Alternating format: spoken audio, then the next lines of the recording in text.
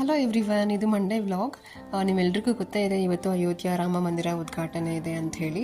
ನಮ್ಮ ಮನೆಗೆ ಇನ್ವಿಟೇಷನ್ ಒಂದು ವಾರದ ಹಿಂದೆ ಅಷ್ಟೇ ಸಿಕ್ಕಿತ್ತು. ಸೊ ಪ್ರೋಗ್ರಾಮ್ ಸ್ಟಾರ್ಟ್ ಆಗೋದಕ್ಕೆ ಮುಂಚೆ ನನ್ನ ಎಲ್ಲ ಕೆಲಸ ಮುಗಿಸ್ಕೊಂಡು ನಾನು ಫ್ರೀಯಾಗಿ ಆರಾಮಾಗಿ ಕೂತ್ಕೊಂಡು ನೋಡಬೇಕು ಅಂತೇಳಿ ಎಲ್ಲ ಕೆಲಸ ಬೇಗ ಬೇಗ ಮುಗಿಸ್ಕೊಳ್ತಾ ಇದ್ದೀನಿ.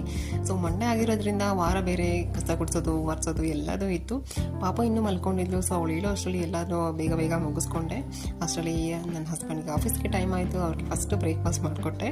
ದೋಸೆ ಅಂತೂ ತುಂಬ ಚೆನ್ನಾಗಿ ಬಂದಿತ್ತು, ಕ್ರಿಸ್ಪಿಯಾಗಿ ಹಿಮ್ಟಿ ದೋಸೆ ಥರ ಬಂದಿತ್ತು. ಆ್ಯಂಡ್ ಅಷ್ಟರಲ್ಲಿ ಪ್ರೋಗ್ರಾಮ್ ಸ್ಟಾರ್ಟ್ ಆಯಿತು. ಆರಾಮಾಗಿ ಕುತ್ಕೊಂಡು ನೋಡ್ತಾ ಇದ್ದೆ. ದೇವ್ರನ್ನ ತೋರಿಸಿರೋದಕ್ಕೆ ಗೋಲು ಇಲ್ಲಿಂದನೇ ನಮಸ್ಕಾರ ಮಾಡ್ಕೊಳ್ತಾ ಇದ್ದು.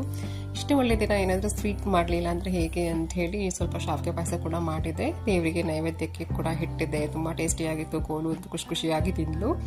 ಪೂಜೆ ಸಾಕು ಅಂತ ಹೇಳಿದ್ರು ಕೇಳಿದೆ ಪೂಜೆ ಮಾಡ್ತಾನೆ ಇಲ್ಲ. ನೋಡಿ ಅವಳ ರಿಯಾಕ್ಷನ್ ನೋಡಿ.